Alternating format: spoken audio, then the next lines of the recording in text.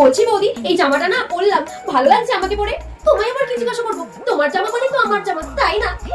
দেখো বৌদি, এই কানেরটা জামাটার সাথে কি সুন্দর মানাচ্ছে, খুব ভালো লাগছে বলো, খুব সুন্দর। আমি কিন্তু এই কানেরটা নিয়ে নেবো, বুঝেছো? তুমি আর একটা কানের কিনে নিয়ে, বুঝেছো? তোমার কানের মানে তো আমার কানের, তাই না বলো?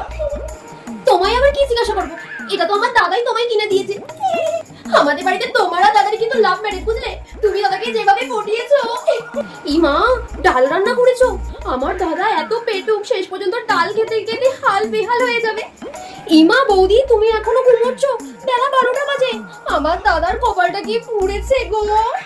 তুমি সকালবেলা আমায় এমন ভাবে ডাকলে, মনে হচ্ছে কানের পাশে ডিজে বাজছে। আরে মানে মজা করছি তো।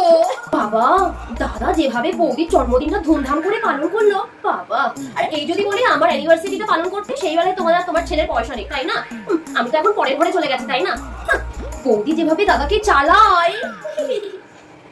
আরে বৌদি, আসো আসো, বসো, গল্প করো আমার সাথে, আমি যাই, বুঝলে? এই বৌদি, একটা সত্যি কথা বলবে? তুমি আমার দাদার টাকা দেখে দাদাকে পছন্দ করেছো না? আমি কিন্তু সব জানি। হ্যাঁ, এখন তো সবই তোমার, আমি তো পরের বাড়ি চলে গেছি, তাই না? এখন তুমি এখানে রাজত্ব করবে।